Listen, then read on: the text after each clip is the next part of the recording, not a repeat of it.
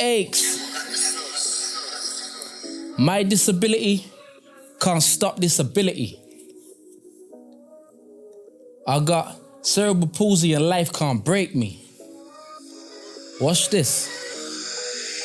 Yo, being afflicted by the pain emanating from my brain. From birth I've been cursed, but I'm flying like a plane. Constrained on my life by the aches and the pains. If you didn't know, cerebral palsy is the name.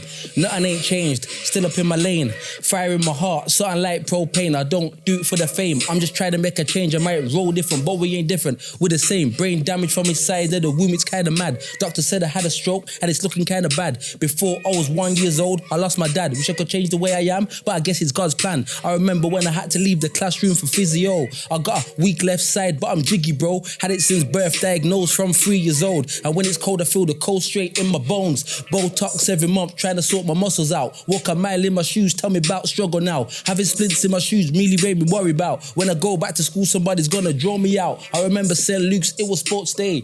Paranoid to take part in the worst way. So I chilled with my teacher in the walkway. This is my truth, this is my story. Welcome to another fire episode of GloTalks. Hailing from Wolverhampton, Akes is not just an artist, he's a movement. A rapper making waves in the UK scene, an entrepreneur building his own legacy, and an advocate for cerebral palsy, proving that nothing can stop you when you've got the vision and drive. He's living proof that excuses don't build empires, mindset does. This is an artist who refuses to be put in a box. Cerebral palsy, or CP, is a condition that affects movement and muscle control due to brain damage before or after birth. Diagnosed at 3, Akes is proof of that. He's breaking barriers in music and showing that CP doesn't define your limits, it's your mindset and drive that does. In the heart of Cerebral Palsy Awareness Month, there's no better time to shine a light on inspiring voices that are rewriting their narratives. Yes, Akes, welcome to GloTalks. Well, go on, Glo. What you saying? You good? I'm good, my brother. How you doing? I'm good, you know. I want to say thank you for coming on. I know that it's been a journey for you to get here. 100%. And I feel like we're going to learn a lot today in this episode. Definitely. Do you know what I'm saying? So, yeah, I'm very thankful that you're here. Tell me a bit about yourself. Where you from? So, born and raised in Wolverhampton. Yeah, one of three children. Are you the oldest? I'm the youngest. Are you the youngest, I'm the youngest. I'm the baby still, but yeah. What was it like growing up as the younger sibling? Do you have older brother or older sister? I got older brother and older sister. Okay. Mm-hmm. Who's the oldest? Your older brother? Yeah, my brother, yeah, he's the oldest. So what was that like growing up in Wolverhampton as like the younger brother? Growing up in Wolverhampton, being the younger brother, obviously, you know, no father figure around. Obviously, my dad passed when I was like 1 year old. Okay. Just under 1 year old. Okay. So obviously, growing up with my bigger brother now, obviously, you aspire naturally as a man to want to be like... Take on that role. You know what I'm saying? You look up to your older brother as a role model. Yeah. Essentially, that's what he is, you know? Yeah, that's what they are, you know what I'm saying? You know what I'm saying? So, obviously, growing up in Wolverhampton, I just wanted to be like my bro, like, you know what I'm saying? Like, all of that type of stuff, you get me? And obviously, So it was just you, your mum, your brother and your sister? Yeah, me, my mum, my brother, my sister. So growing up at home with just your mum and your siblings at home, like, what was that like for you, like in the household? Growing up at home, kind of a roller coaster, you get me? It was like, I don't know, like, from as far as I can remember, childhood was a bit, obviously you have good and bad, you know what I'm saying? Yeah, of course. But I was always different. I always knew, like, growing up as a child, I couldn't do certain things that my friends were doing or other people were doing. So I always kind of knew from a young age there's something different with me. Yeah. And which we're going to touch on later. Yeah. That kind of sparked a few things within myself, you know what I'm saying? Like not feeling good enough, not feeling inadequate. Yeah. All of those things that later on started to build and get worse and get worse. But, you know, as I said, childhood, there's good memories, there's bad memories, but it's been an uphill battle, you know what I'm saying? When you went to school, how old was you the first time you went to school? When I went to school? I mean, like, did you... Primary school. Yeah. Did you go into primary school? Yeah, I went to primary school. Obviously, I went to nursery. Obviously, I got diagnosed. My mum said I was diagnosed at 3 years old. Okay. She said something... I should really call her to ask her to verify it, but I'm sure she said, like, normally I'm sure babies normally crawl before they walk or something. Yeah. And I one of them, I can't remember which way. Yeah, I think it's I skipped something, and she was like, "Hey, something's not." I think no, she said I started to walk. I didn't crawl. Okay. I was walking funny. Okay. And when she took me to the doctors, to the hospital and that, and they done however they diagnose you, they said that I've got cerebral palsy. Okay. I got left hemiplegia, which is a form of cerebral palsy. Yeah. Because there's different versions. There's different versions of it. Yeah. You know what I'm saying? So as a boy essentially diagnosed at the age of 3 with cerebral palsy, obviously 3's it's probably young, but do you remember anything at that age, like growing up? Nah, I remember, the only thing I remember is like during primary school, I used to like have physio. So sometimes when we would be in class, they would like take me out of class and I would have a physiotherapist come into school and they'll do loads of physio exercises with me and, you know. And that's in primary school? Yeah, in primary school. Yeah. In primary school. There was more interventions as the younger I got. When I was in primary school, the interventions were more in terms of like, they would allow physiotherapists to come in to take me out of class and exercise and stuff like that. And, you know, I used to have regular visits to orthopedics. Obviously, we have splints and stuff like that in my shoes and that from a young age. And then, What do you mean by you had splints? So basically, splints is like they make like it's like a boot that goes into the side of you, into your shoes and around like your calf to help your heel be able to so it's flat on the balance floor. Yeah Basically. What was it like for you to like, I don't know, I guess make friends in primary school? You know what, I'll be honest, primary school had my friend circle to make friends, it was kind of it was good. I've still got a few of them friends now as a grown man, and sometimes when, you know, they see me work and they see me do stuff and you know, they get inspired, like, bro, you've come a long way, you know. It's like, whoa, obviously, you know, when you're in school, you're a child, so you don't really, you'll get people trying to tease you of things, but no one really knows. I've been there. Yeah, that's just essentially kids being kids. They don't understand. Yeah, you know what I mean. So it's like, I wouldn't say it was hard to make friends, because I know how to make friends and I'm a people's person. Yeah. But in terms of doing certain things that, like, for example, in primary school PE, there's certain things that I wouldn't take part in. Yeah. Or I would refrain from taking part in, so I don't become a laughing stock. Yeah, for example, say, you know what I mean? Yeah, 100%. Yeah. Those moments where you thought, you know, I'm not going to take part in this so that I'm not a laughing stock. That must have been like a very sad time for you, would you say? Yeah, definitely. Yeah. It was kind of like, it was sad, but it also was like, it made me question things like why, like it made me kind of like, why am I angry? Different? Like, why am I different? Why am I different? What have I done to be born like this? I couldn't understand it. 100. Especially like when we used to, like, you know, when you're in primary school and you go swimming. Yeah. And certain things like that. Yeah. I'm not really, you know what I mean? But as I've got older, I've learned to kind of overcome those fears and kind of turn my pain into power, and, you know. At what age would you say you actually started to understand your condition? When you say understand, what do you mean? I mean, in terms of like, you knew what it was, you learned how to deal with it, and...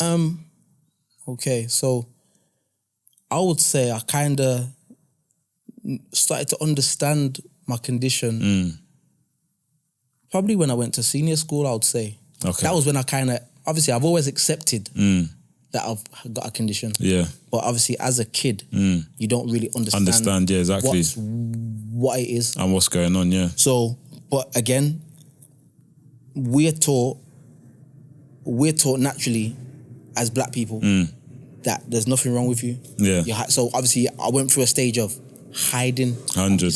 Yeah. I was embarrassed. Yeah. You know what I'm saying? I didn't want no one to know. Yeah. I was like, nah, because you're not going to try and single me out. You know, I'm not going to be vulnerable and then for you to try and single me out and take advantage. We do have that kind of culture, especially in like the African culture. Yeah, 100%. Are you Caribbean? Oh, yeah, Jamaican. You're Jamaican, yeah?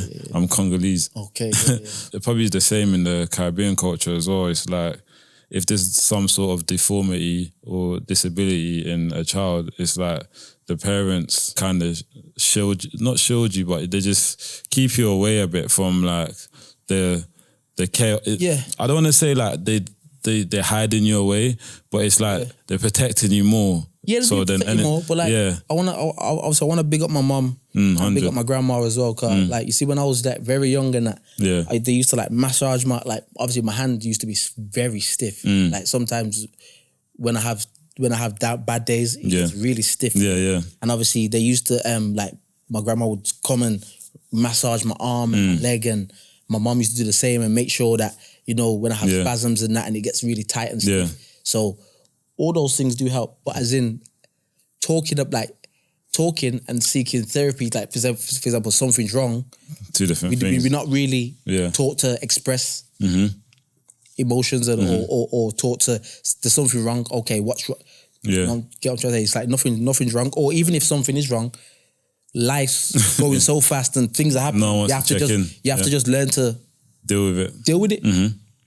And the show must go on. You know. No, it's true. So it's actually true the way you put it. So in secondary school, senior school, you said you went to school in Wolverhampton as well. Yeah. And what was secondary school like for you? Like in terms of your grades, your behaviour, how you got along with other children? So secondary school, you know what?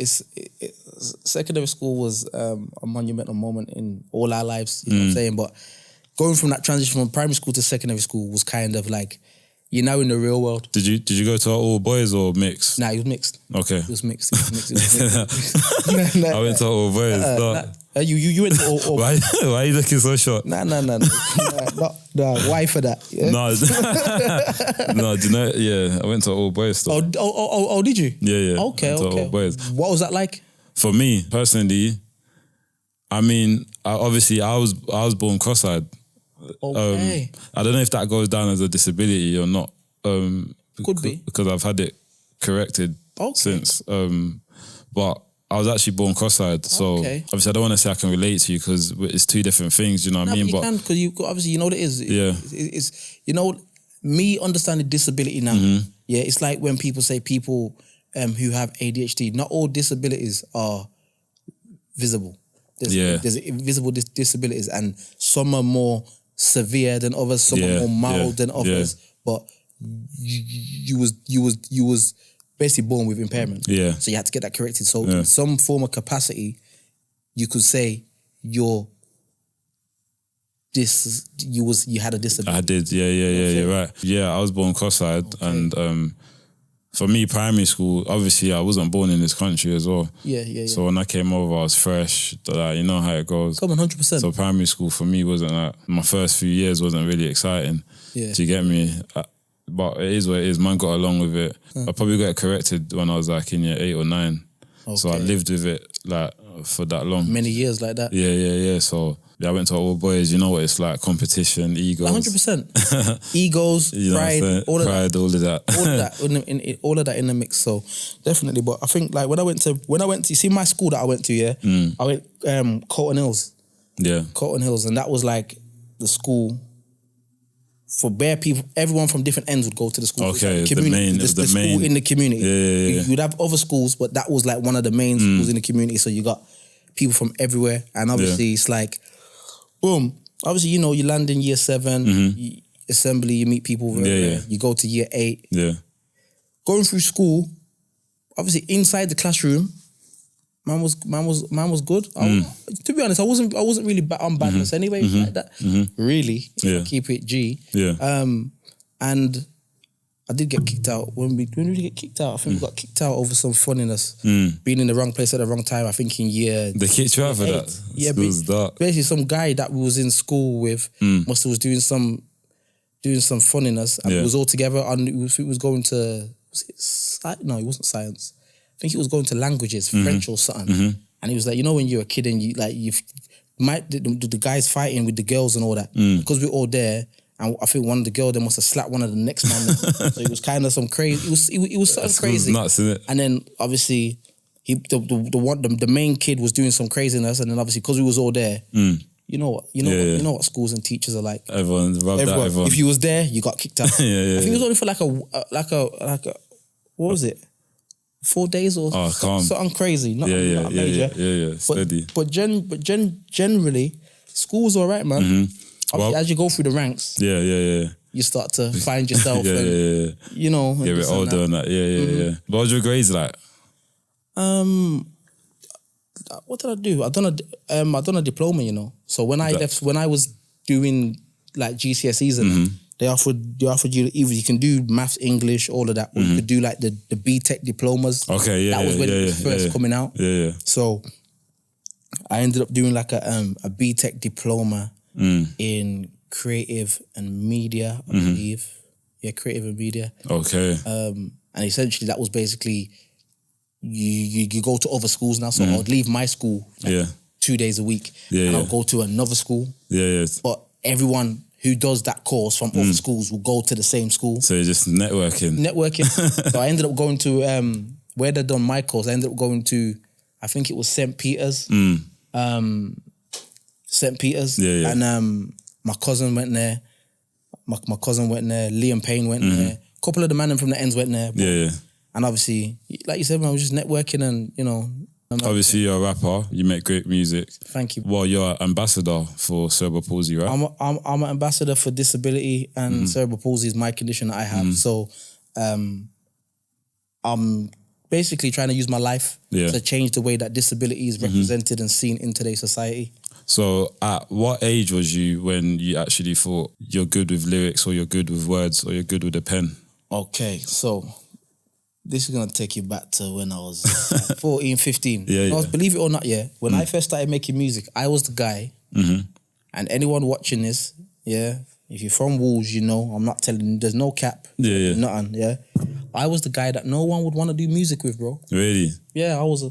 Obviously, when you're starting out, you're dead. Yeah. I'm not going to lie, I was dead. I listen back to some stuff and I'm like, wow. Yeah, saying a madness. You know, 100.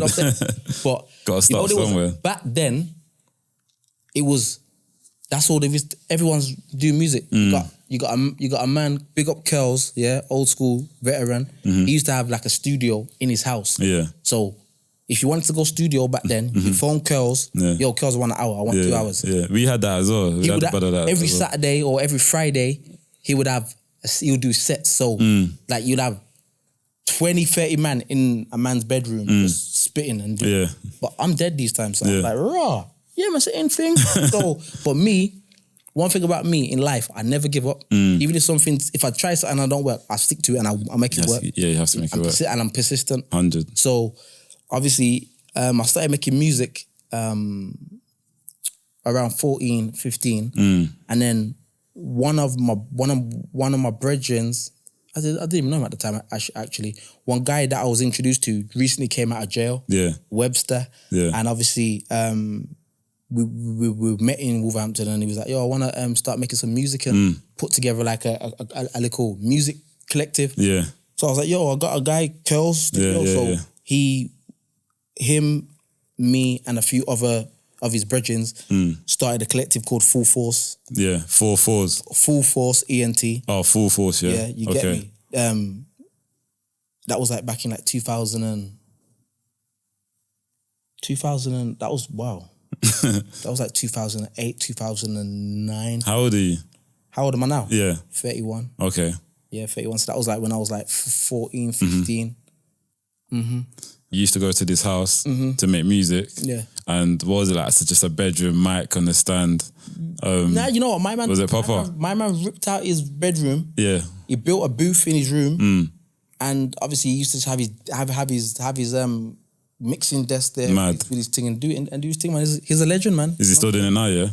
I'm not sure. I haven't saw him for years. Okay. You know what I mean? So when you went there, cool, you made your first 8, your first track, 16s, 32. Yeah. And then when did you actually think, you know what, I can actually do this, you know, man's actually a rapper. Like from the early music that you was making. Yeah, no, it was nowhere. It was nowhere. We have to fast forward. Yeah, that was just me more just playing about. Just playing about and I feel like I released my first them times there was no streaming, there was none of that. That was Bluetooth. That was okay. Bluetooth era. Bluetooth was infrared. long. Long. And all long. that. You know what I'm saying? You know when it disconnects as well? Exactly. You got to start the whole process all over again. Long. Yeah. So boom, that was them days. But I feel like, so basically after we started Full Force, boom, that was running for about a year and a bit. That was like during like the baseline era. You know, obviously back at that time there was Full Force and there was Stay Fresh. Okay. There was the two collectives in the Midlands. You get me?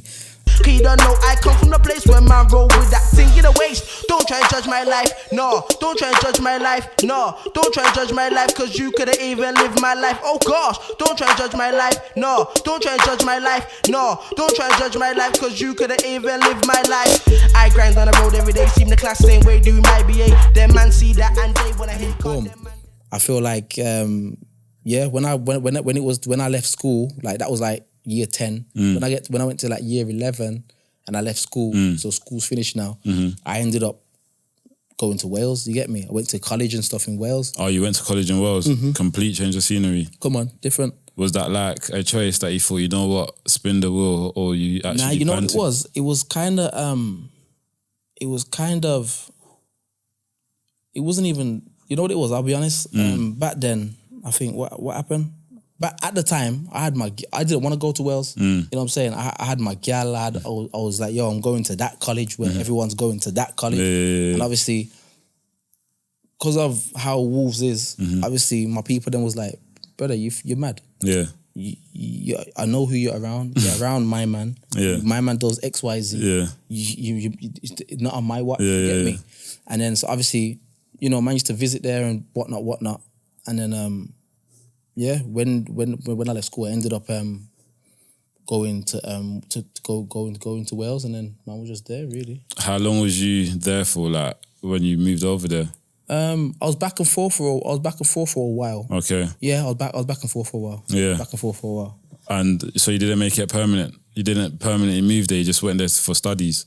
Yeah, no. So obviously, when I ended up going down there, because my people was down there, and it was like, yo, we're gonna take you away from Wolves, just so you can basically not have a fresh start, but keep your head down and stay out of the way, stay out of the mix. You get me? So back then, I was like, you mad? Nah. But you know what? I'm not gonna lie. You know, you see as a grown man now, it's the best thing that I did. Yeah, 100. It's the best thing that was done for me because it's made me be able to grow into who I am. Yeah, and find my purpose and find my passion. You know what I'm saying? I feel like you see what it is, what people often get misconstrued about ends, and I'm sure you can relate in this capacity. Yeah. The ends is good as far as it gives you the hunger and that to want better. 100. But it can easily consume you. And 100. I don't mean consume you as a person, consume your mind. 100. And it can limit your mind into what you can achieve in this life. You get what I'm trying to say? 100. And I feel like that's what the people then want. Do you get what I'm trying to say? So looking back, it was the best thing. But at the time, I was like, nah, blood Wales. I'm here, bro. Yeah. But you know what it is? It's like I said, my life's been crazy, bro. Like, and I just document my life in music. So, you know. You never really sat down and spoke about it like this. Yeah, I've never, you know what it is? I'm a private person. So all through my life, when I've been needing to speak to somebody, I had no one to remember. There's no dad. Yeah, 100. Passed away. So, you know, when I go through problems or certain things, it would more so pops. Yeah. Obviously, mom, I don't really want to, you know, put too much on them. You put too much on you, and you're dealing with your own problems. 100. Certain times your kids are dealing with your problems. Yeah, 100. Certain things, but you know, that's mommy. Love you same way. Wouldn't change it for the world. 100. You know what I'm saying? But yeah, man, it's been a roller coaster, man, and there's been situations that I'm grateful that I made it to the big age that I'm at, and I haven't been sucked into the system. Do you know what I'm saying? Because I feel like as black men, they try to suck us into the system to try and stunt our growth. No, it's true. Stunt everything. Like mentally, physically. I've been through the rigmarole of, you know, the police and this and all that. And it's long. You've been jail. No, I ain't been jail. Yeah. No, nearly though, but I ain't been jail. But obviously, I was innocent. You know what I'm saying? Like I've been through all those situations with the police. And it's just long. It's long. It's not worth it at the end of the day. 100%. Especially if, do you know what it is? I've been arrested. I've been arrested twice for the same thing. Yeah. Once in the Midlands, in Wolverhampton, and then a year after. Imagine this year. So I got arrested for something when I was going to take my exams. Damn. So I missed my exams. Yeah. Like I went to go and get changed to go to school to do my exam. What was it? Mistaken identity? No, basically, they basically tried to allegedly say that I was involved in something that I wasn't involved in. I'm telling you, I'm not involved in that. but you know, you think that. So they're persistent. You think I'm. But the way that they came from me was crazy, bro. Heavy. I was like, what? Yeah. Like jumping over walls. This, that. I'm like, what? I'm like, oh my days. They always do the most. You know what I'm saying? And I remember I went through that whole situation, and obviously, I think I was like, what, 15 at the time? 15 at the time.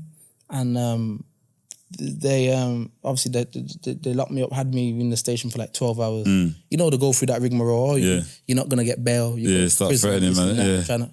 10 years, throw away the key. But you know what's mad though, yeah? It's like, I'm going to touch more on this later on. Yeah. I've had so many different life experiences as a black man in society, let alone a black man with a disability. Yeah.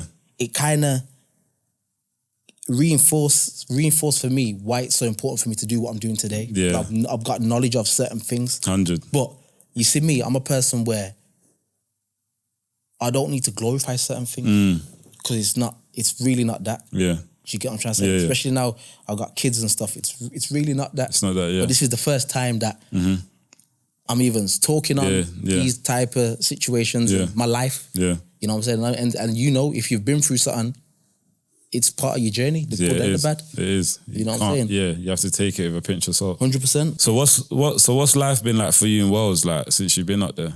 All right, so I left school. I went to college. Yeah. My people are up there. Yeah. Going to uni and, you know, boom. So for the first year and a bit, I'm literally going home, college, home, college. I don't know nobody. It's not like how it's home now. It's dead. Yeah, you know what I mean? I'm going home. I'm going home, college. So when I left school, obviously I'd done a creative and media diploma. Yeah. So when I went to college, I ended up doing graphic design. Yeah.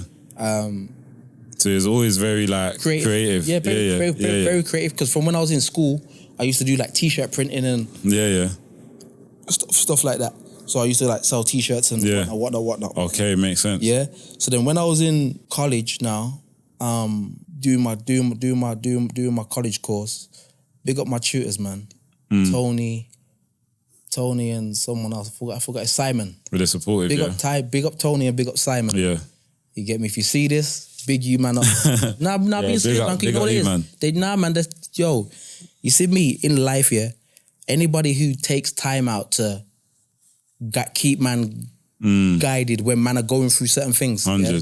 Gotta appreciate them. 100. Like I remember, like I said, when I was in college for about probably a year of my course, I was missing hella lessons, going back and forth, answering bail, this and that, traveling from Wales, miss it very till it got so bad one time. They're like, bro, you've missed loads of work, bro. Like, it was taking over.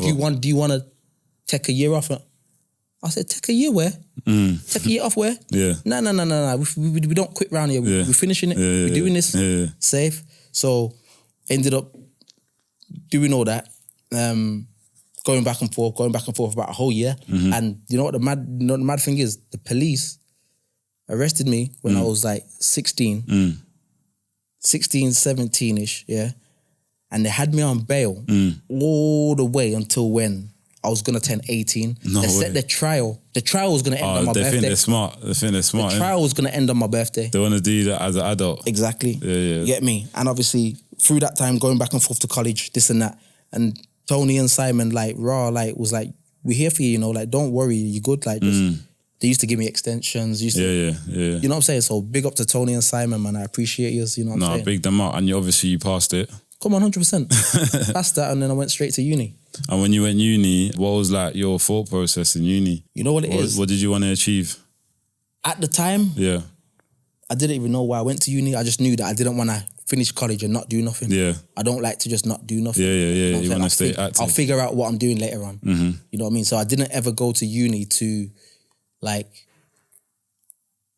say I'll go to uni because at the end of uni I'm going to get a job because I feel like with art, remember, whether it's music, design, anything, it's an art form. Yeah. So it's personal, it's creative. You can't use theory to create. Yeah, it's true. Going to uni took the fun out of graphic design for me, I'll be honest, because I'm more slowed it down a bit. I'm a kinesthetic learner. I like to learn hands-on. Yeah, that's like me. Whereas uni's a lot of like theoretical, this, that. But what uni did teach me is how to be in a professional setting. Yeah. How to articulate yourself. Yeah. How to be professional. But even when I was in university, and I was always myself. Yeah.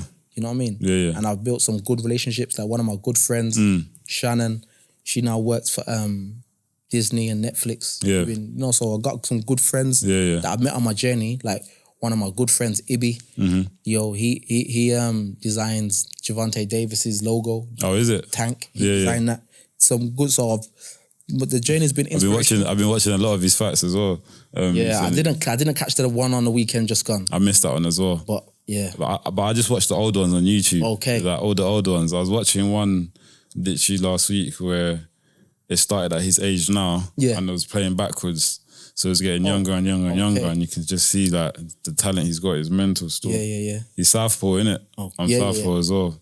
So I'm trying to. Oh yeah, because you're a boxer as well. Yeah. I'm not a boxer. I wouldn't say I'm a boxer. Oh yeah, but I'm learning. I'm learning. Yeah, I'm learning. I'm moving, innit? I'm moving now. I got my son into that as well, man. Oh, is it? Yeah. Yeah, he's 10. He's doing his little boxing thing and getting him ready for the world. I got 2 degrees. My first one was in graphic communication, which is graphic design. Yeah.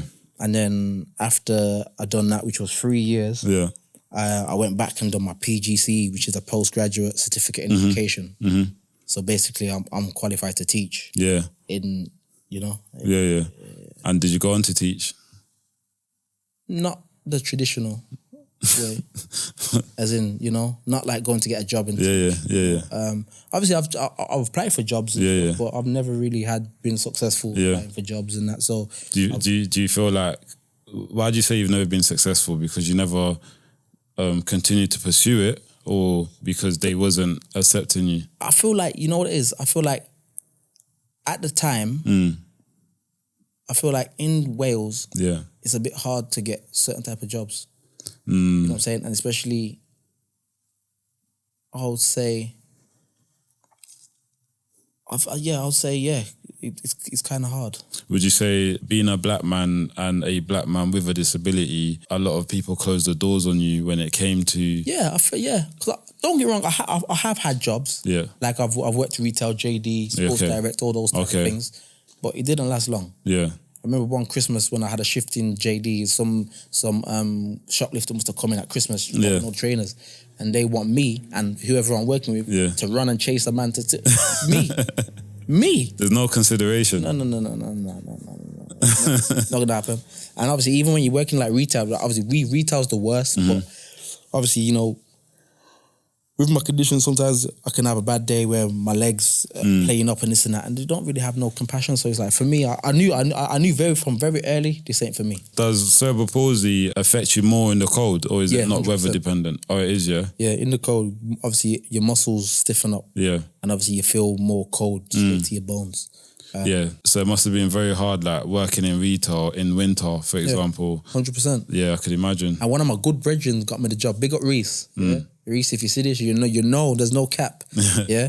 My brethren was the manager of JD, and boom, he got me a job. And then when that situation happened, I felt kind of bad, so I had to just phone him and be like, bro, I appreciate the opportunity you gave me. You're my G. It's not for me. I got mad love for you, bro. But what they tried to do, this can't work for me. Yeah. And I'm gonna have to leave. And that was it. So when you left, you quit? Yeah, I quit. And that was your last job? Yeah, that was my last job. So sometimes you just gotta do what's good for you. Yeah, you can't just be in an environment where, one, they're taking the piss, and 2, it's not accommodating. 100%. Health comes first. 100%. Health is wealth, bro, and that comes first in any event. And as I'm getting older, I'm realizing that more now. How old was you when you quit that job? When did I that must have been like when I was like 18, 19. So you quit retail at 18, 19. What did life look like for you then after that? Like, what was your plans? I didn't have a plan. I was winging it. Yeah. As you do. Yeah.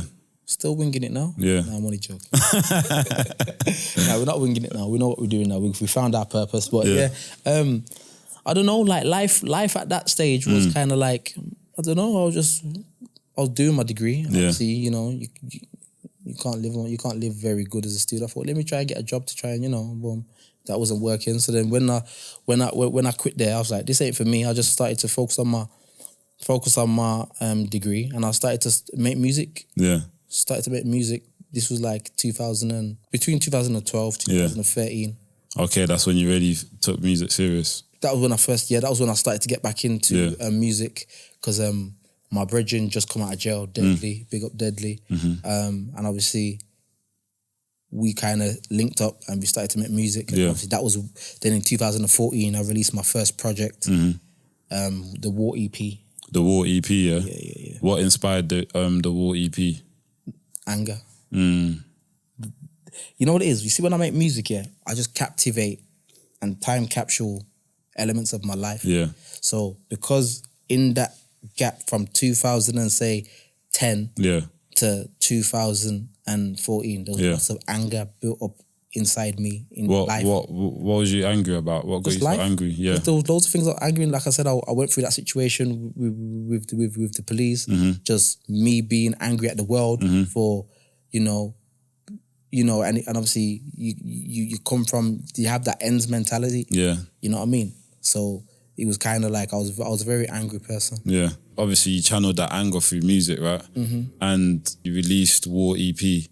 When you released War EP, what was the feedback like from your family? Because they must be seeing that you're really taking music seriously now and you want to be a musician. Yeah, you know what? The support was good. You know, it's mad, yeah? It's like, the support was good from family and friends, you know what I'm saying? Even like my oldest children's mum, back them times there, I used to obviously have a studio in my brethren helped me build my own studio. Oh, you created your own one, yeah? So I had my studio in my house, and there'll be certain times like when my son was in the belly. Yeah. There's time where man are recording till 2, 3 in the morning. And she's just making man go on and do man's thing. And steady. Boom, boom, boom. You get me? So there's always support from friends, family, all of that, and obviously. It was like, yeah, man, I kind of, that was the point where I was like, you know what? I'm going to have a crack at this. I'm going to go for it. I want to try and before that, I didn't know about releasing on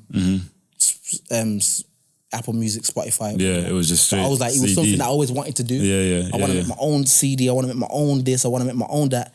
So I kind of done it, and I shot my first video properly. And yeah, man, it was kind of, if you go look back, it's all on YouTube.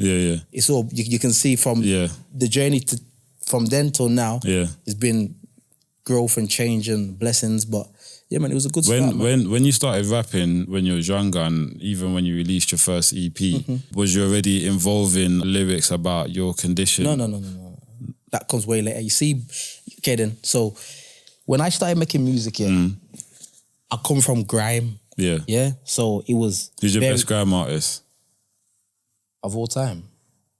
If you want. Best grime artist. Back then, I would have to say back then would have had to been like, It's I have to think, you know what, this takes me back to like Channel U days, so I gotta be selective. Gotta be selective in what I'm about to say, but you would have to, you know what, you'd have to be Wiley. Wiley, Wiley and Kano. Yeah. Them man there, and Crazy Titch. Yeah. Yeah, Crazy Titch. He's enjoying it. Yeah. Crazy Titch. Yeah, man. Free Titch, man. 100. He's been enjoying. I think I heard about. I'm a rap. I'm not really into gram. Okay. I'm straight rap. Yeah. So I grew up on like gigs and like Blade Brown and that Tiny Boost and all those kinds of people. But my friends used to listen to gram. Do you know what I'm saying? And they used to be into the Kano. Yeah, man. Wiley. Yeah, man. Grime for me is where it was kind of started. Yeah. So it kind of was like. Yeah. And then obviously over the years, man kind of transitioned into building my artistry and started to, okay, I couldn't talk about disability. You couldn't or you didn't? No, I didn't. I'm not saying I couldn't. Yeah. Obviously, there's different types of grime. Yeah. So let me correct my words. But I feel like back then I hadn't built my artistry enough to do that. So it was just bars. Yeah. Back then I couldn't even know how to formulate a song. Yeah. It was just get an instrumental, write bars, spray the bars. That's it. Was it like battling kind of bars? You know, like sending different, mixing up, all of that. Because you never know, man. Someone could just send a slight indirect and you have to tear off a man's face with some wicked man's heart. You know what I'm saying? So yeah. When did you actually start including your disability into your lyrics? We're gonna have to fast forward to I'm a grown man. So recently, grown man. Like I would say when I started making 2022. So we're talking like 3 years ago. That's not even that long ago. Like 31. So like when I was 28, between 27 and 28. So you've been doing music for how long overall period? Since like 14, 15. 14, 15. It's about 15 years basically. And you've just recently started including...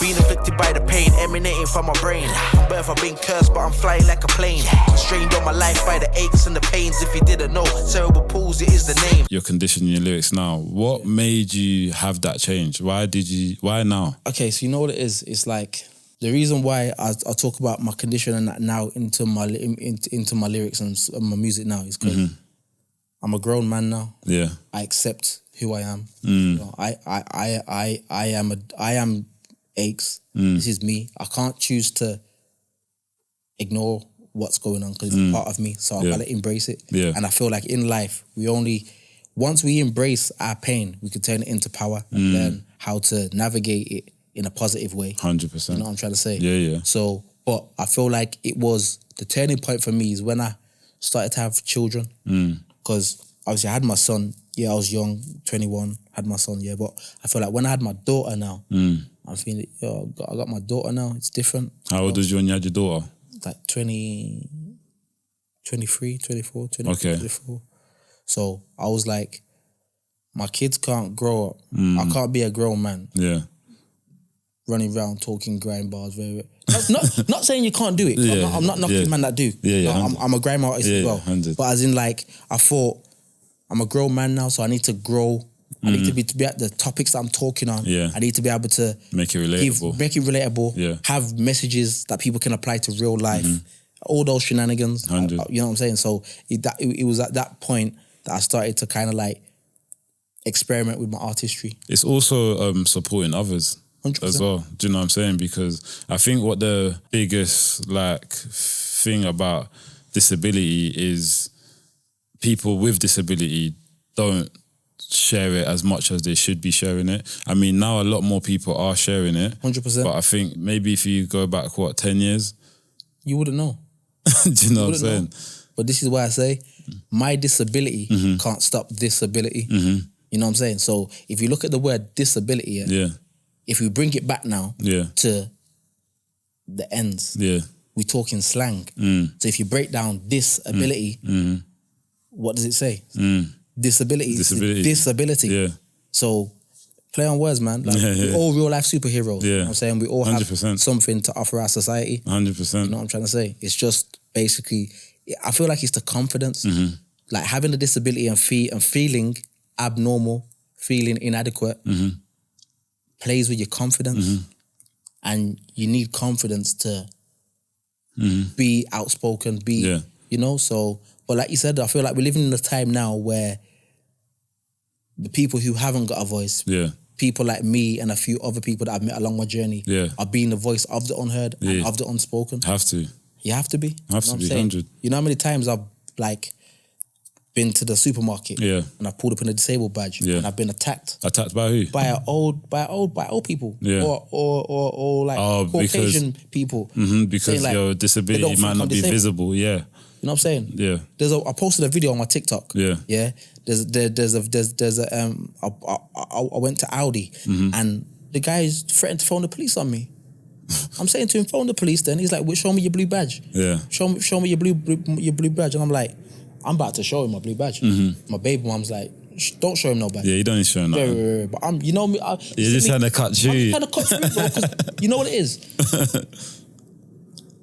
Because of things that I've been through, I got very bad PTSD. Yeah. So when it comes to like police and certain things, even though it's a long time ago, I just got PTSD. Look at how we connected. And obviously when I saw your video, when, you know, what happened to you, even that gave me PTSD. Yeah. I can imagine. So I'm like, and I don't understand how this guy who, you're not disabled, it's not like you're disabled and you want it. He's not even disabled. You can't clean over there. You just be nosy. You be nosy to the point where man, I had to deal with him wicked. Really? But I had my kid in the car. I had my kids in the car. Yeah. You get me? I had to deal with him wicked. Tell me why the man's gone into Audi, done his shopping, came back out, and came for round 2. No way. Was that old man? I would say he's about in his 50s. Say. That's the problem with some old people. Like they're not understanding. But again, this is the whole conversation, which is big in the disability space and in the world. Yeah. People think that because you're not on a Zimmer frame or because you're not in a wheelchair that you're not you're not disabled. Yeah. Educate yourself. Not all disabilities are visible. There's people living with invisible disabilities. Do you know what it is? It's like the older generation, I'm gonna defend them a bit in a way, a little bit. Because go on. In their generation, these things wasn't highlighted. Do you know what I'm saying? And 100%. Like they weren't taught what disability is. And a lot of people today are still not taught. It's only the people who are living with these disabilities are the people who can actually educate. Yeah. Do you know what I mean? Yeah. Like people can say that, something's wrong but unless you live with something, you don't know. It's like if you haven't experienced something firsthand, you can't really talk on it, kind of thing. You know the attitude of like a normal person thinking like, they must can walk or they must can stand up or what's stopping you from doing this? Or do you know what I'm saying? Yeah. If you're not literally visually crippled to some people, they might just like you said, take 100%. The piss and not understand. 100%. But then you know what? To coincide with what you're saying there, which is true. Yeah. But you have to educate yourself on these things because, then you could have a man or a woman who's not disabled, but they have children who end up disabled. So you have to be educated. Yeah. You know what I'm saying? I remember many years ago when I told my Instagram that I am disabled and I live with a condition, the amount of people, friends of friends reached out to me like, oh my gosh, I didn't know you had a disability. My son's got this, my daughter's got this. How did that make you feel? Kind of put me under pressure, I'll be honest. I'm only joking. No, it didn't. I was shocked because you know what it is? It took me a lot to be able to speak on my vulnerability because the internet's not a safe place all the time, and you open yourself up for trolls, this and that. Vulnerability. Everyone's got something to say. Exactly. But by the grace of the Most High, alhamdulillah, I haven't experienced any of that. But when people started messaging me saying, this, I was like, whoa. Everyone that I meet that's got a disability, there's synchronized harmony in their story, bro. Like, I've only met her today and I'm inspired by her already. Can you give me one piece of advice for somebody who might be going through this or, questioning whether they've got a disability or not? Just believe in yourself and just don't ever give up and just dream big. Don't ever give up. Just don't ever give up. Don't ever give up. No matter what the world tells you, no matter what people say, just don't ever give up. So it kind of made me, it planted the seed that, whoa, you're not in this alone. Like, and it was at that point, I was like, okay, cool. There's the voice of the people are needed. 100%. You know what I'm saying? Like, growing up, I didn't have any role models. 100%. I didn't have any role models to be like, oh, I want to be like so-and-so, or so-and-so's got this with, like, so-and-so's disabled. Yeah. I didn't have that. 100. I had to literally, brick by brick, navigate life. Yeah, 100. And even at the best of times, it can be the worst of times. I could imagine. You know what I'm saying? Like, and what people don't understand is when you got a disability, you can have a disability and then like with me, with my cerebral palsy, left hemiplegia,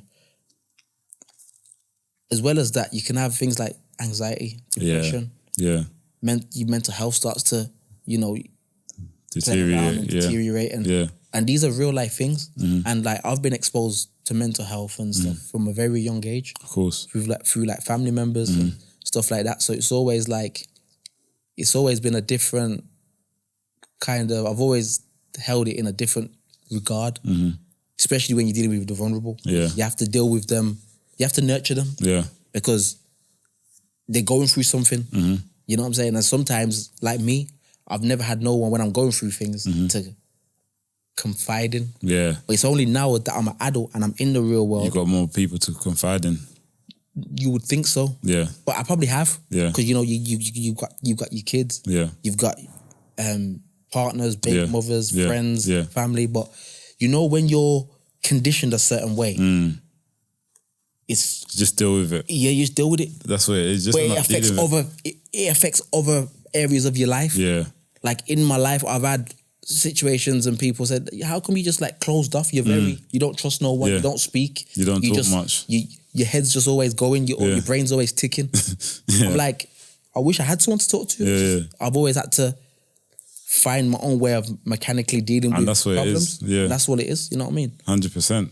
I was going to ask you, because you brought your kids in conversation, I was going to ask you, before you had your kids, like, was there ever any concern at all, like, 100%. about having children and whether they'll get the condition?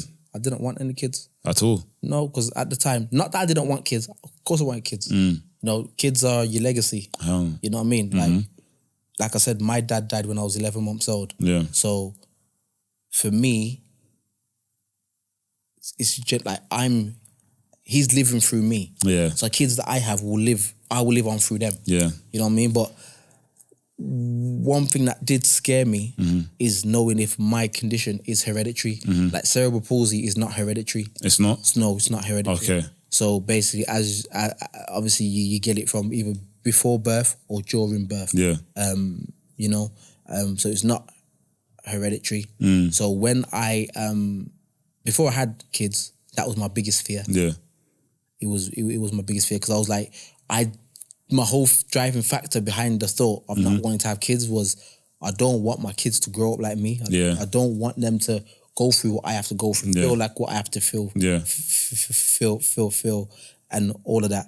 So, when I done some bit of research and found out that it's not hereditary, I was like, okay. And, that must have been like a little bit of weight lifted from your shoulders, 100%, I could imagine. 100%. And there's no like other family members with cerebral palsy in your family? No. I'm from my knowledge, I'm the only one. Yeah. You met the mother of your child? Yeah. Actually, before you met her, how was it like finding a girl, like moving to a girl? Like, was it... No, was it something easy? You know what I'm saying? Was it steady or... Now, you know what? Gone. Obviously, when it comes to girls, any negative thoughts was me projecting it on myself. Like, she wouldn't like me because of my disability. Yeah. Like, there's been girls in the time that haven't even clocked my disability, but there's been a girl who, she told me, like, wait there, you've got da-da-da-da. Yeah. And I'm like, wait there. How do you know? How do you know? And she's like, yeah, I know. Obviously, I know someone who my mum used to look after. They've got the same condition, so I clocked the signs. And I was like, rah. Yeah. So I've never, like I said, I've never really had no problems in that department. Yeah. Any problems I had was just me projecting negative things on myself. I can definitely relate because when my eyes was that cross-eyed, that I used to think the same thing. Like I said to you, that the effects it gave me, like knocked down my confidence. Like, 100%. Do you know what I'm saying? Man couldn't move to girl. Yeah. Like, you get me? Like... Or man get shook. Yeah. Man get shook to move to girl. You'll be out and you'll see a nice tick. You're like, yo. Yeah. You'll be like, nah. You'll be like, nah, next one. And then you'll be like, nah, but you know what it is? I feel like in life, you have to just, I don't know, man. Like me, I used to have a thing where I give myself 5 seconds, like, give myself 5 seconds. Am I going to do it or not? Yeah, I'm going to do it if I'm not. Yeah. And then, but... Yeah, I used to be like, no, I'm not going to use it. I'm not going to use it. And then I think because I had the operation, I feel like that's when I got my confidence. 100%. Yeah.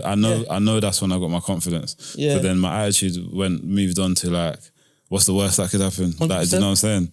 It's either she said, like, you know what I'm saying? She's gonna say no. She's gonna say no, or she's gonna just back at her phone like, yo, babe, type punching your thing, yeah. I'll see you later. Yeah. 100. You know what I'm saying? 100%.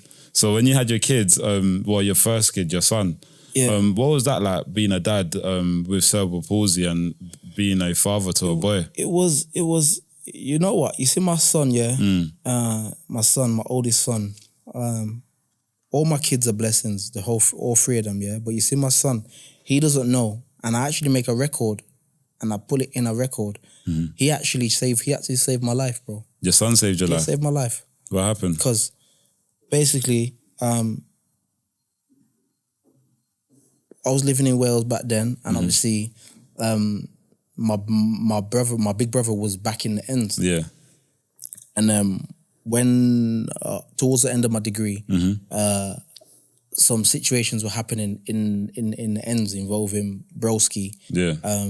Which basically he ended up going on a long holiday. Yeah. Shortly around his time, but because of the situations that were going on, it's like I remember getting a phone call when I was in university, and I was just wrapping up for the day, and my brethren's phoned me. He's like, "Yo, something's going on with Broski. Boom, boom, boom, boom. This, that." So when I got that phone call, I'm at a crossroads now. Yeah. I'm at a crossroads. Yeah. Like I'm doing my degree. I'm doing uni. Yeah. But I've got a decision to make now. Yeah. So boom. I remember I ended up jumping on the motorway, flying to the ends. Like, yo, boom. Yeah. Gone to the ends. And I remember I was in the ends for a couple of days, and then it was my sister.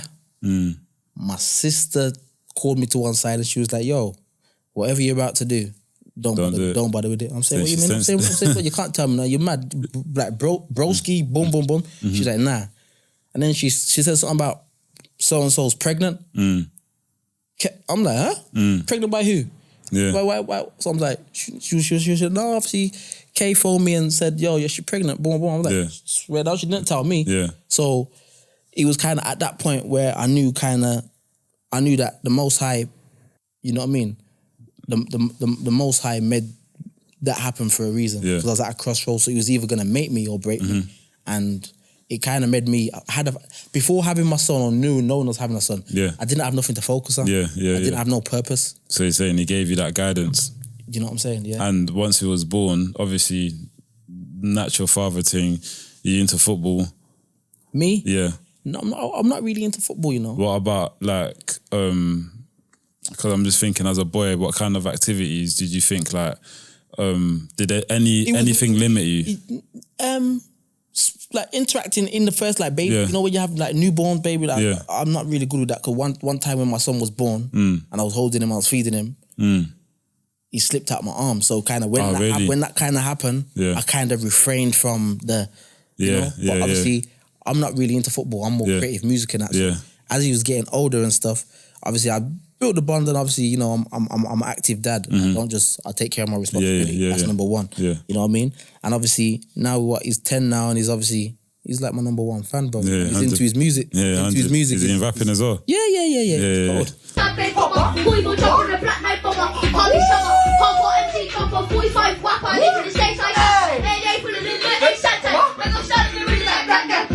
It's cold. Yeah, that's good stuff. It's cold. Did you make a tune with him? It's already in the works, man. Is it? Yeah, man. That's my prodigy. You get me? Yeah. Like, he's the driving factor. He's the next me 2.0. Yeah. You know what I'm saying? Just for the next generation. You know what I'm saying? Obviously, I see on your Instagram you've got a huge following. I see you've worked with BBC. You've worked with other charities. Yeah. How did you get from Akes, from Wolverhampton, the rapper, to jump to the platform that you have now? What was that transition? It was just hard work. Yeah. Hard work and dedication, and just constantly networking. Like in the years, those gaps where, you know, I would work, do music, put that on the shelf, deal with real life situations, get back to it. But I always kept the vision and goal intact. And obviously, just constantly networking and just shooting shots. Have you always been an independent artist? 100%. Yeah. Like, one thing about me, there's been no independent, but really I got distribution.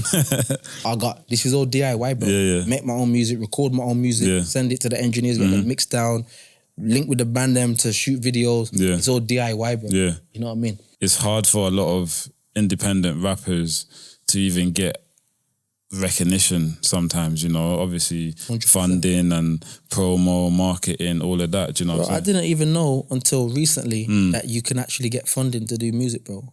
Funding now? PRS. I don't know. PRS Foundation. Yeah. There's organizations that will pay you money to create music and release music, bro. That's I what I'm didn't know saying. this. The people probably don't even know. Listen, if you're an aspiring artist, check out the funding opportunities that there are out there in the world. I've never had any. This is the DIY. Yeah. I was taking my time with it. Yeah. But I've got it all to come now. You know Yeah. what I'm trying to say? So, greatness, man. You know what I mean?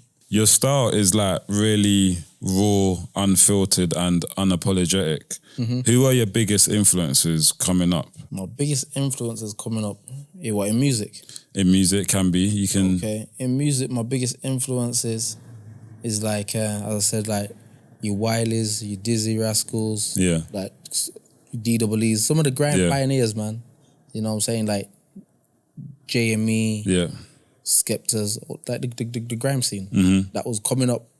That was who man was aspired to be like, and to to say that I've shared the stage with some of these greats in my career independently is a highlights, man. You've even worked with grime legends like Flirta D and Nasty Jack. What's the biggest lesson you've learned from working with them? I've learned that persistence and dedication can come true, man. You know what I'm saying? I remember being a kid, watching Channel U, seeing Flirta D, SOK, hype on TV, thinking one day I wanna. So to be able to work with, Flirta D, Nasty Jack, even Nole. I got a record, I got a beautiful record, Black and Proud, featuring Nole and Renalco Mama. That's out now. A dope record. And it's just the biggest lessons I've learned is that dreams can become reality, because those were childhood dreams of mine. When did you first realize that your dreams can actually become reality though? Like, I would say mid-20s, mid to late 20s. And that was when I kind of looked back on my life, looked at all the things that I achieved, all the blessings I've got. And I was like, you know what? Yeah, I'm blessed, because there's people out here that have not got a disability who are not striving for greatness the way I am. Or 100. So it was at that point when I started to achieve all those things. And my peers around me was like, do it. Akes, I forget that you're disabled. I don't ever see you moan. I don't ever see you complain. Yeah, you have bad days, but you suck it up and you keep it moving. And that's what life is, isn't it? That's what life is. That's what life is. And in retrospect, you don't really know any different. Do you know what I'm saying? Nope. So what I see as normal is totally different to your normal. Exactly. Do you know what I'm saying? So yeah, like, good on you, bro. Thank you, my brother. A lot of like artists obviously struggle to break through in music, we see all the time people releasing on YouTube, their own YouTube channels, not getting enough views, they're promoting on YouTube, this and that, they're exhausting all their options, should I say. But what were your biggest hurdles you had to push through? My biggest hurdles was having the right opportunities presented. As I said earlier, the lack of knowledge of like things like funding and stuff like that. These are all things, that information that people in the industry or people that you're around may know, but they don't want to share the information for whatever reason. Gatekeepers. The gatekeep. I don't know why, but each one teach one. You know what I'm saying? Like, that's that. But I feel like for me, like I said, it was just more like opportunities that could present themselves. I haven't never really let that stop me. I've just made my own way, and if there's a door closed, I kick down the door, bro. That's all I know. I know, and obviously you've even made Aches and Pains. It's not just a name. Obviously, it's a movement of yours. You stand by it. You live and breathe it every day. What inspired you to launch that as a brand? So, going back to 2021, I released a project called Aches and Pains, and that was the birth of Aches and Pains. I believe it was like it's Aches and Pains is more than it's more than music. It's a brand. It's like I wear the struggles of life. Yeah. Not just my disability, just coming from nothing to something. I wear it like a badge of honor. Yeah. So it's like Aches and Pains is me. It fits very well. You know what I mean? Yeah. But obviously, again, because of my condition, obviously it's important that, you know, regular exercise, physio, stuff like that is important. So, you know, I tried to exercise out in the gym and stuff like that. And then when I started to work out in the gym and stuff like that, I was like, whoa, Aches and Pains, the gym. I was like, everyone experiences aches and pains to get the body that they want. They want, 100. So I was like, wait there, hold on. Okay, I'm onto something. Yeah. This is bigger than music. This is bigger than, you This know. is bigger than me. That's how it starts. It's bigger than me. 100. So yeah, aches and pains. We got some good stuff happening, man. Got a gym line coming soon. So you know, you're in the gym. I'm gonna make sure I get a care package. I'm there. You know, I'm there. Yeah, man. We got some good stuff happening, man. Do you feel like you have a lot of responsibility now in 100%. Terms of like your music? Yeah, I have. Well, in life. Definitely. In life, man. Like, you know, I'm not just a musician. I'm not just a rapper. I'm a dad first. 100. You know what I mean? I've got loads of responsibility. I've got loads of people counting on me. Yeah. I'm counting on me. Yeah. And they're counting on me. Yeah. And I've got no one to count on. So I can't fail. Your mum must be very proud of you. 100%. Yeah. 100%. Did she always believe in you?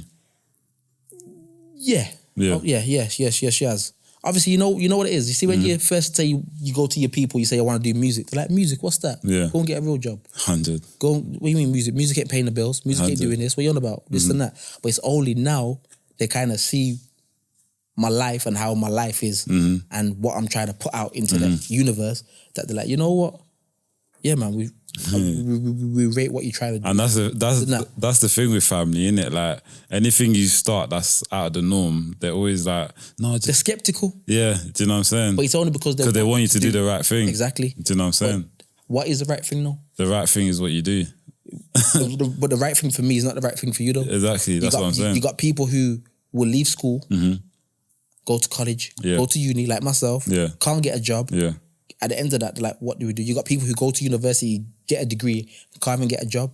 So I believe there's no right or wrong way to live life. Yeah. Life is just to be lived, but you 100. always have good intentions. Yeah. You know what I mean? And 100%. obviously you know that as a Muslim brother as well. Yeah. It's all about your intentions. 100. It's always about the intention. That's it. When I was younger, shotting on the block, this and that, my intentions was to get as much money as I can and move my mum and this and that, whatever.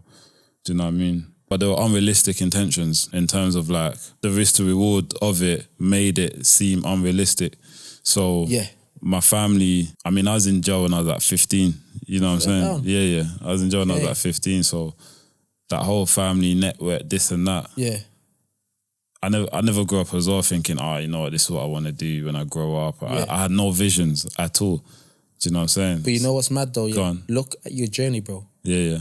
Like we had a conversation before when we talked about coming on the show. Yeah. And I explained to you about my big bro and your stories collide and a similarity. And obviously your journey was going to prison and stuff. And now you can inspire the next generation 100. and other brothers who have been in similar situations. Like I saw the show with, I saw the episode with Riddler. Yeah. Big episode. Big up Riddler as well, man. Yeah, you get love. me? And it's greatness. So that was part of your journey. Yeah.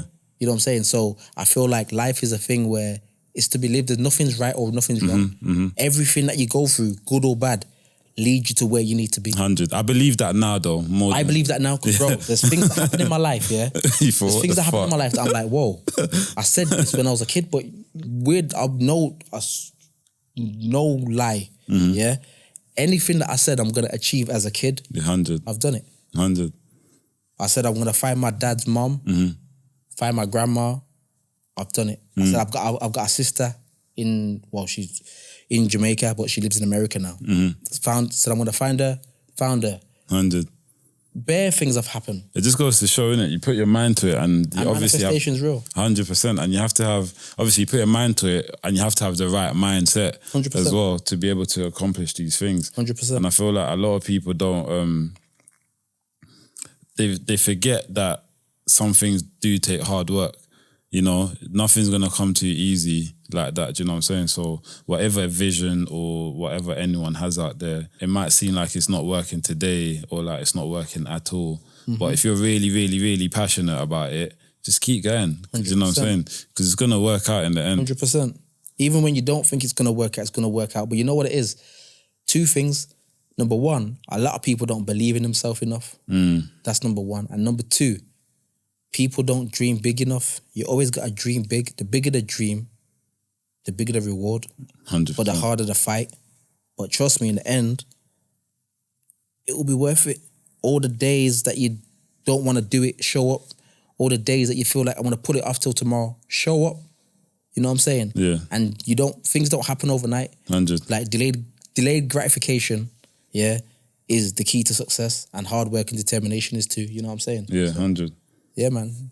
How do you hope that your journey inspires others with disabilities or facing adversity?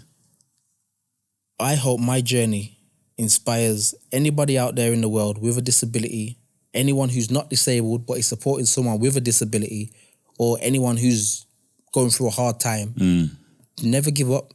Always expect the unexpected. Yeah. And dreams can come true. If you see it in your brain and in your dreams, yeah, you can manifest it into real life. You know what I mean? It's like there's been times where I thought I'm not good enough, I'm inadequate, the odds are stacked against me. But 100. I've always pursued and always dreamt big. Yeah. I can achieve this. Yeah. I'm going to achieve that. And even when it seems impossible, I always, some way, by the grace of the Most High, I always find a way. One of my cousins said to me one time, he was like, bro, you're my cousin, you know, I love you, you know, but you see one thing about you, Akes, you're a risk taker and you always create problems and find yourself in problems and you always sort them out. Like they just fall into place. Whereas me, I prevent problems. Yeah. You know what I mean? And obviously, I don't know, man. I just feel like, yeah, man, just believe in yourself. 100. Never give up. No matter what the world tells you, no matter what people tell you, just brush it all off and turn pain into power, because 100. we're all real life superheroes and we all have something. 100. And offer, you get me? In this world, on this earth, we only have one chance at it in this. That's so it. just make the most of it. That's Do it. You know what I'm saying? Memories, enjoy, like, you know what I'm saying? Like I said, I'm a dad first before anything. So certain times, like I said, I've had to put music on hold. You know, for the past 2 years, I've been dealing with family, because obviously I got 2 kids in Wales. Yeah. I got a son in Wolverhampton. Okay. So, you know, even that, just balancing that, integrating another child into my life, family, into my children's life was a big thing. Yeah. And people don't do it. Yeah. You know what I'm saying? And obviously that was a big thing for me. And even that whole situation made me know how powerful I am as a man. Yeah. You know what I mean? And yeah, man, so it's just that, man, you get me? What's one big thing you would like people to understand about cerebral palsy? The biggest thing I want people to know about cerebral palsy is that it's a condition that doesn't affect 2 people the same. Everybody who has cerebral palsy has a unique symptoms unique to them. So how it affects them is unique to that person. There's no 2 people with the exact same symptoms. 100. And that's what people don't understand. I didn't even know that. That makes sense though, when you say that. And obviously it goes in line with what we said about disability anyway. The fact that 1, you can't tell someone's disability by looking at them. And 2, everybody's disability is different. Exactly. 3, everybody suffers from their disability different as well. 100%. But you know what's mad? Go on. You see, almost every disabled person that I've met on this journey, whether their condition is mild or severe, there's a synchronized level of harmony in their truth, in their story, what they're trying to do. They're all positive people. They're all amazing people. 100. I go to the Scope Awards every year since 2023. And I've met some amazing people with celebrities with disabilities and people with disabilities. And it's like their whole mindset and attitude towards life and how positive they are. And if 90% of the world had what they have, we'll be a better place. Do you know what it is? I feel like people appreciate their world, their life more when they are born with a limitation. Do you know what I'm saying? 100%. Like, if you're born with no limitations, you kind of have that carefree attitude even with your own life. 100%. But then what happens is you've got people who are not born with a disability. They're born limitless. Yeah. And then through life, sometimes life can happen. Yeah. And you end up being vulnerable or being disabled. Yeah. You know, I know people, I've got friends who are disabled who were not disabled once upon a time, or they've become disabled through to gun crime or knife crime or life situations happening that have caused them to be injured in a way where now they. So it's also that transition as well. Yeah. It works both ways. You know what I'm saying? So beyond music, Yeah. you're a successful entrepreneur. Yeah. How does your business journey reinforce your message of inclusion and accessibility? My business journey, I wouldn't even call it my business journey. I'll say my life journey. Yeah. Because my business is based off my life. 100. Yeah. There's no discrimination, you know. Accessibility and inclusion is key. Yeah. Because we're all unique. We all have something special to offer our society. And basically, it's all about inclusion and diversity. 100%. That's equality. That's key, and equality. Yeah. You know what I mean? Just because someone's got a disability or someone's different in some form of way doesn't mean they're not fit for the job. Doesn't mean that they're inadequate. Yeah. There's some of the most brainiest people in this world and that this world has blessed us with have got some form of disability. 100. Some of the greats are disabled. Yeah. Stephen Hawking. Yeah. These people are amazing people. Yeah, you're right. So it's like you can't let something hold you back, and this is why I say my disability can't stop disability. Have you got a project in music that is solely focused on cerebral palsy? Yeah, I have. You do, yeah? It's in the works. Yeah. You know what I mean? It's coming. It's coming soon. Yeah. Once upon a time when that comes, but it's coming, man. Yeah. See, when you change and you want to do better, man's done my time in jail. Man ain't snitched on no one. I ain't ratted on no one. I ain't done nothing 100%. crazy. You get me? No major draw out. So when you get me? Your slate's clean, and that's what I say about myself. My slate's clean. Never been in jail. Never had no major passes. Never snitched on no one. Never robbed nobody. Exactly. Don't owe no one nothing. Yeah. My slate's clean, bro. Yeah. You know what it is? Anyone that knows me for me knows I'm a clean-hearted individual. Yeah. Obviously, in life as men, you probably got people that hate you as for who you always. are. But sometimes Naturally. people hate me. But sometimes people hate you for things that are inside of you. Yeah. They don't hate you. Some people think, they hate you because you got a nice car or you got a little rollie or you got a little set of grills in your mouth or something. Nah, bro. They hate you because of who you are as a person. Yeah. Pussy wall, idiot boy, handicap, bend up foot, pussy wall, big head, bumbo wall, Akes. Black and ugly from a monkey. Pussy. The way that your gal loves you, the way your kids love you, they're angry, they're bitter at them because they ain't got that. 100%. You know what I'm saying? So don't be angry at me. Pray to the Most High, bro. Maybe 100. change your thing. 100. You get me? So, yeah. What's next for you? Where do you see your sound evolving over the next year? Greatness. Within the next year, remember the name, remember the face. Aches and pains, we go global. Yeah. Oh, and where can they find you?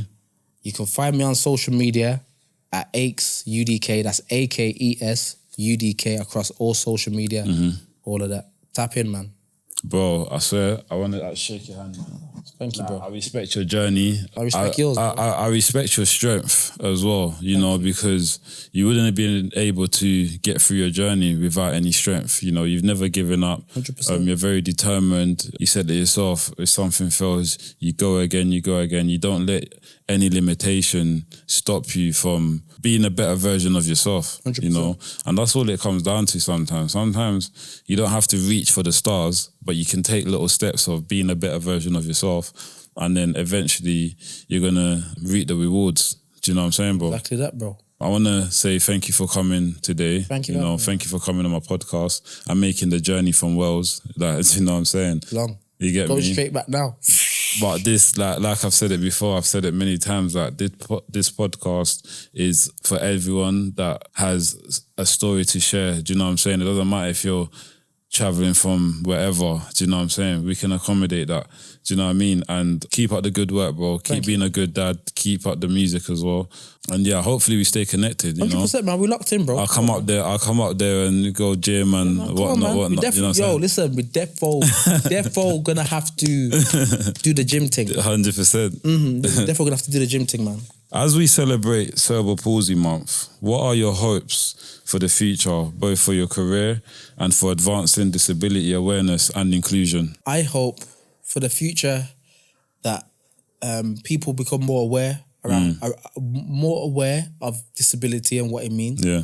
I hope they become more educated on different disabilities and that not all disabilities are physical. Yeah. Some are invisible, and I hope that there's a shift in society on the way that disabled people are seen and represented, because we're all real life superheroes. Yeah. And as well as navigating real life, we're also navigating an additional situation and condition that on the bad days, because we all have bad days, no one's fit as a fiddle 24/7. Yeah.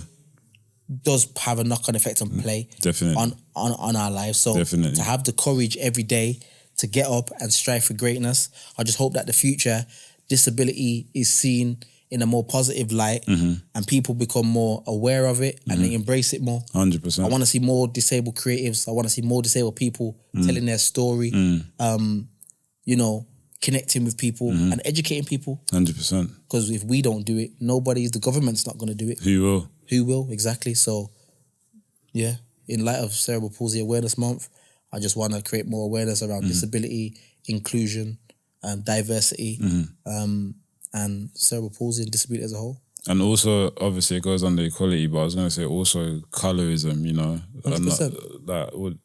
I feel like black people and disabled probably get treated Different. worse, but... Because there's no representation. Exactly. So I'm here changing the narrative. Exactly. You know, I want people that look like me, that come from where I come from or where we come from, can see me, be inspired by my journey and speak up. Or, you know, my DMs are always open. So if you're going through something, you need someone to talk to, someone to listen, feel free to send me a DM.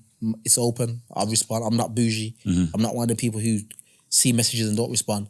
I actually interact with people, and I love disabled people because I was once, I'm not once disabled, I am disabled, but I was once feeling inadequate. So for me to interact with people and give them hope, you know, not even just people with disabilities, like there's parents with young kids who are inspired. That's true. Who speak to me, who I talk to in the DMs and educate them about disability. That's more than money can buy, bro. I'm basically doing God's work. You know what I'm saying? I'm doing good humanitarian work. So the blessings and the greatness has to come from that, and that's what fuels me to do what I'm doing. That's my fuel for my engine. You know what I'm saying? Akes, thank you very much. Come on, my bro. That was very good. Thank you. Today's conversation has been more than just music. It's been about resilience, passion, and proving that no obstacle is too big when purpose drives you. From your lyrical versatility to your impact beyond the mic, you're setting the bar high and showing the world what's possible. Your journey is a reminder that success isn't just about talent. It's about mindset, determination, and staying true to your craft. And we know there's more to come. Until next time, train the body, train the mind.